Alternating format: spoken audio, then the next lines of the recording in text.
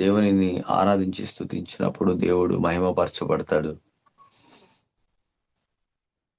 యెహోవా నీ నామము ఎంతో బలమైనది, ఎంతో దయగాలది, ఎంతో బలమైనది. యెహోవా నీ నామము ఎంతో బలమైనది, ఎంతో ఘనమైనది. మోషే ప్రార్థించగా మన్నాను కురిపించితివి. మోషే ప్రార్థించగా మన్నాను కురిపించితివి. యెహోషువ ప్రార్థించగా సూర్య చంద్రులనాపితివి. యెహోషువ ప్రార్థించగా సూర్య చంద్రులనాపితివి. యెహోవా నీ నామము ఎంతో బలమైనది, ఎంతో బలమైనది, ఎంతో దయగాలది. ఆయన నామము చాలా బలమైనది. ఇది ఎక్కడ మనకు అర్థం కావాలి? నీ మనసుకు అర్థం కావాలి. ఆయన నిన్ను ప్రేమిస్తున్నాడు అనేది నీ ఆత్మలో జరిగినటువంటి కార్యం నీ మనసుకు అర్థం కావాలి. నీ శరీరం ఏం చేస్తుందంటే దానికి అపోజిట్ గా పనిచేస్తూనే ఉంటుంది. అందుకే హెబ్రీయులకు రాసిన పత్రికలో ఒక మాట చదువుదాం. హెబ్రీయులకు రాసిన పత్రిక 4వ అధ్యాయం 14-16 వచనాలు.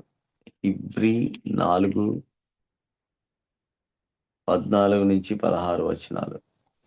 ఆకాశము గుండా వెళ్ళిన దేవుని కుమారుడైన యేసు అను గొప్ప ప్రధాన యాజకుడు మనకున్నాడు గనుక మనం ఒప్పుకొనిన దాన్ని గట్టిగా చేపట్టుదుము.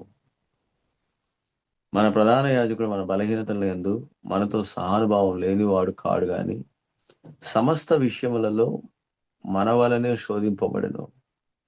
ఆయన పాపము లేనివాడుగా ఉండెను గనుక మనము కనికరింపబడి సమయోచితమైన సహాయము కొరకు కృప పొందినట్లు ధైర్యముతో కృపాసనమునొద్దకు చేరుదుము. మనము కనికరింపబడి సమయోచితమైన సహాయము కొరకు కృప పొందినట్లు ధైర్యముతో కృపాసనమునొద్దకు చేరుదుము. కృపా సింహాసనమునొద్దకు చేరుదుము.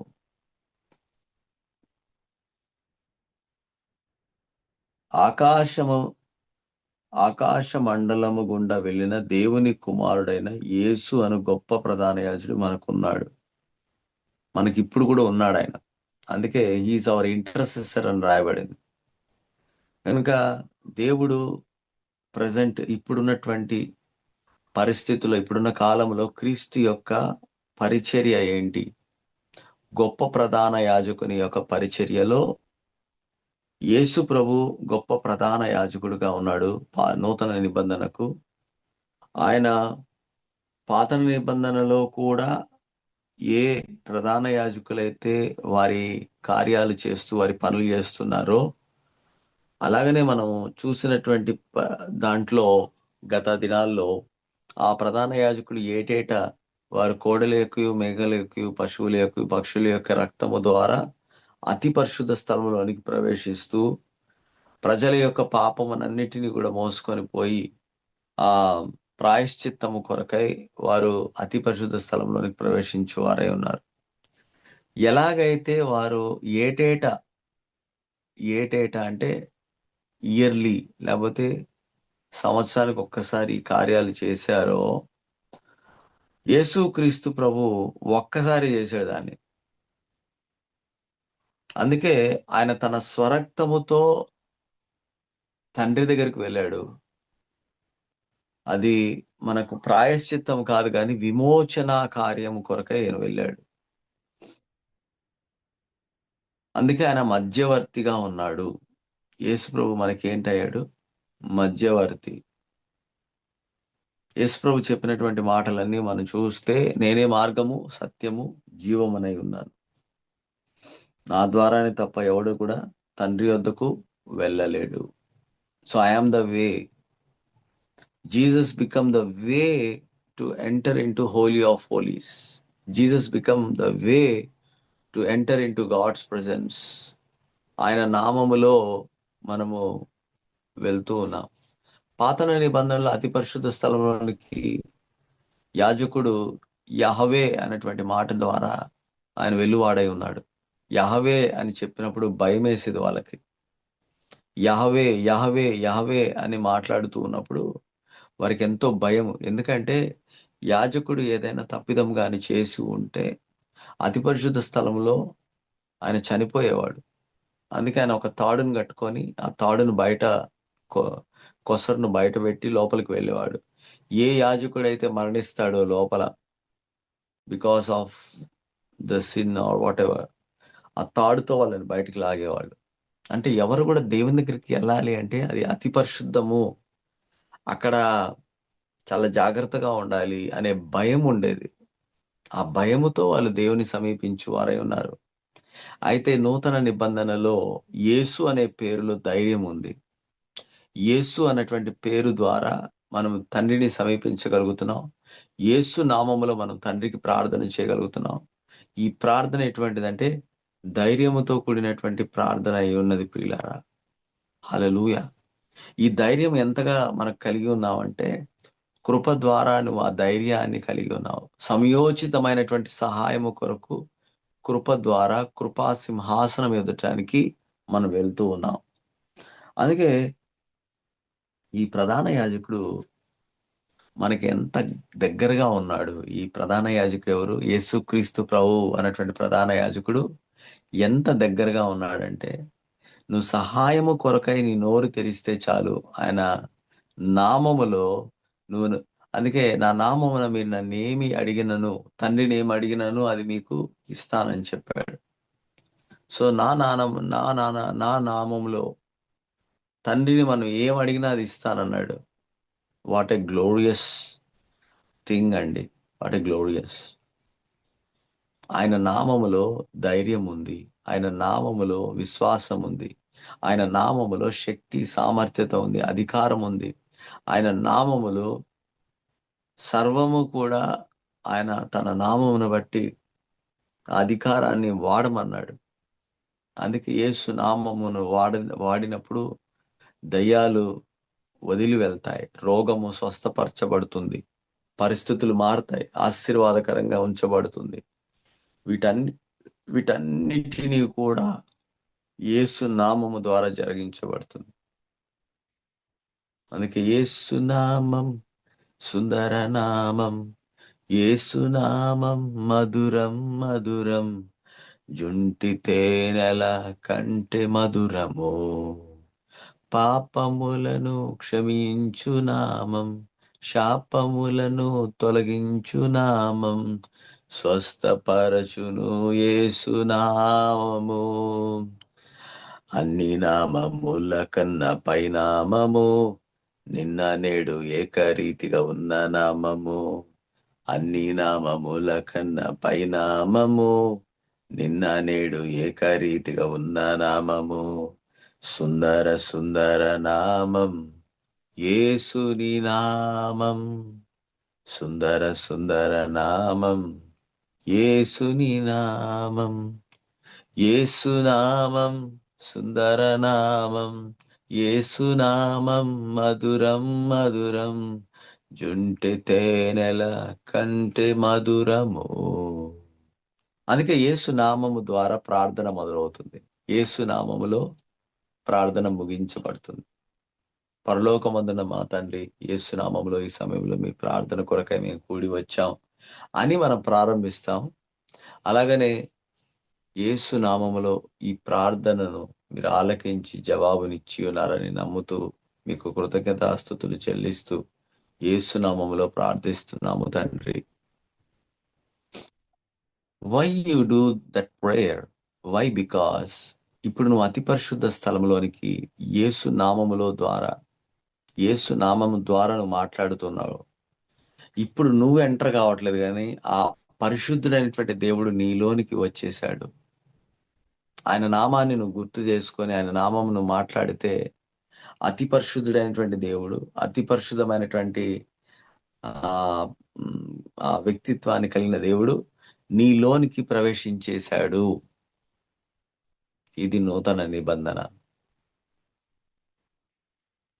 What a glorious thing. చూడండి, అపోస్తల కార్యాలు 4వ అధ్యాయం 12వ వచనం. అపోస్తల కార్యాలు 4వ అధ్యాయం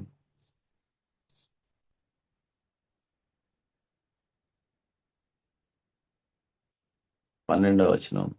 మరి ఎవని వలనను రక్షణ కలగదు, ఈ నామమునే మనం రక్షణ పొందవలను గాని ఆకాశము క్రింద మనుషులలో ఇయ్యబడిన మరి ఏ నామమున రక్షణ కలుగదు.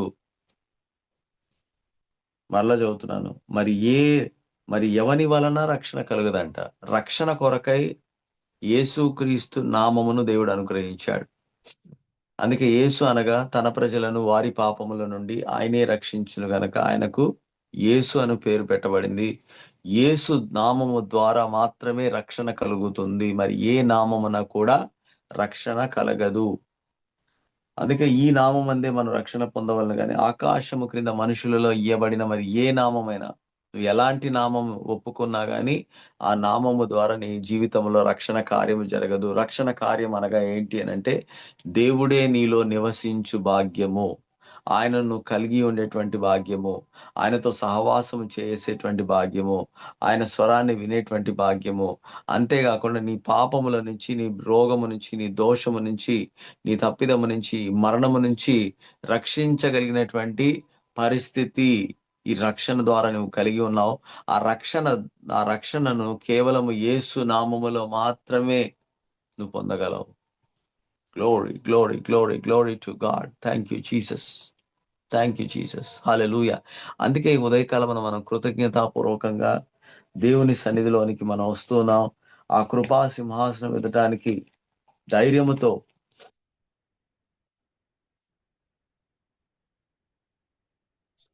ఆ కృపా సింహాసనం ఎదటానికి వస్తూ ఉన్నాం. గ్లోరీ, హల్లెలూయా.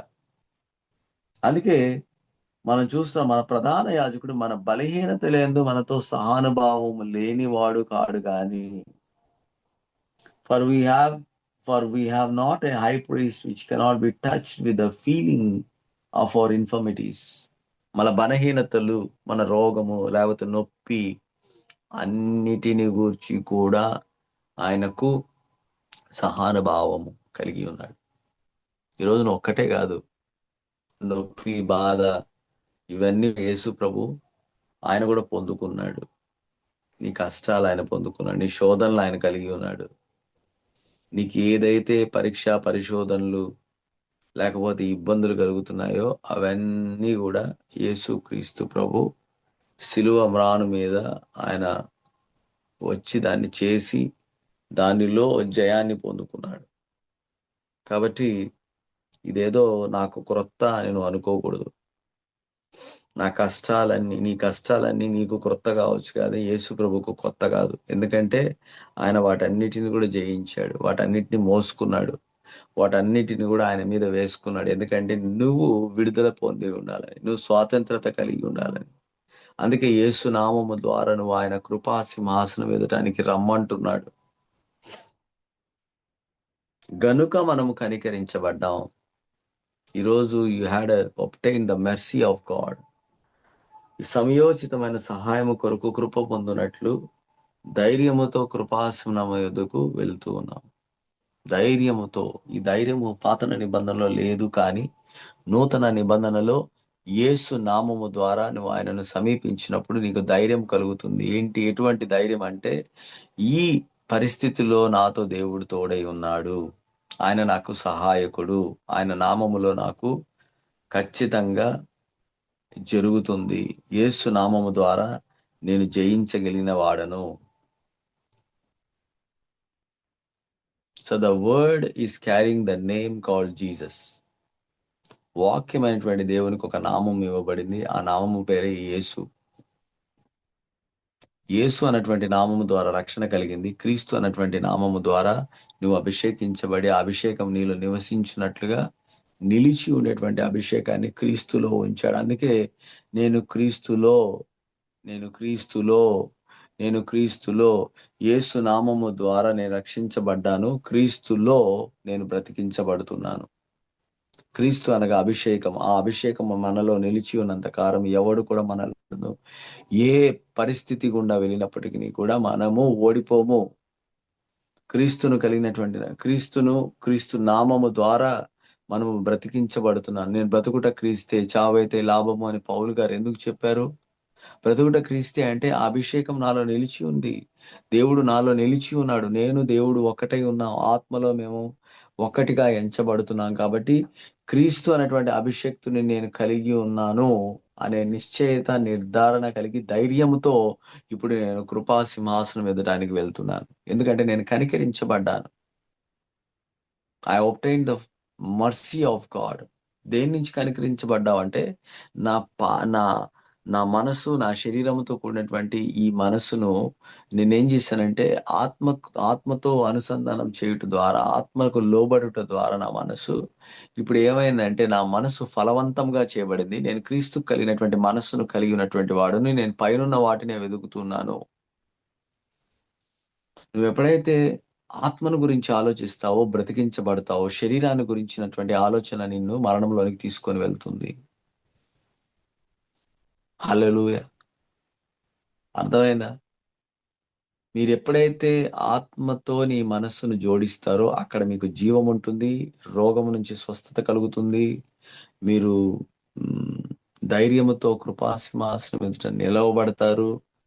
కృపను పొందుకునేటువంటి వారుగా సహాయమును కలిగి ఉంటారు. దేవుని సహాయమును మీరు కలిగి ఉంటారు. వీటన్నిటి విషయమై నీకు కలిగినటువంటి ధైర్యము లేకపోతే ఇవన్నీ కూడా ఎక్కడి నుంచి మొదలవుతుందంటే నువ్వు నువ్వు పొందుకున్నటువంటి క్రీస్తు నీలో ఉన్నాడు. ఆ క్రీస్తు ద్వారా నీ మనస్సు నూతన పరచబడే స్థితిలో ఉంది కాబట్టి నూతన పరచబడేటువంటి మనస్సు ద్వారా నువ్వేం చేయబడుతున్నావు అంటే ధైర్యముతో దేవుని సహాయమును నువ్వు పొందుకుంటున్నావు. హల్లెలూయా! What a glorious teaching. Glory to God, glory to God. అందుకే దేవుని నామానికి మహిమ కలుగును గాక. దేవుని నామానికి మహిమ కలుగును గాక. నా మనసు ఎప్పుడు కూడా it has to flow with my spirit, not with my body. నా మనసు ఎప్పుడు కూడా నా శరీరముని వెంబడించాలి. శరీరం ఆత్మను వెంబడించాలి. ఆత్మ క్రింద ఉండాలి గాని శరీరముతో కూడినటువంటి పరిస్థితిలో నా మనసు ఉండకూడదు. హల్లెలూయా! Glory to God. Glory to the name of Jesus. Thank you for this blessed time lord.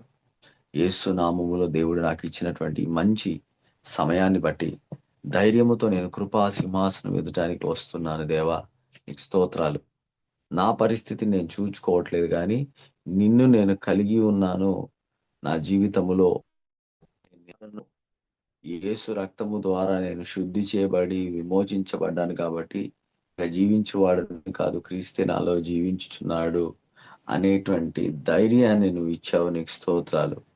ఇప్పుడు మనం ప్రార్థనలో వెళ్దాం. అందరూ కూడా ప్రార్థనలో ఏకీభవించండి.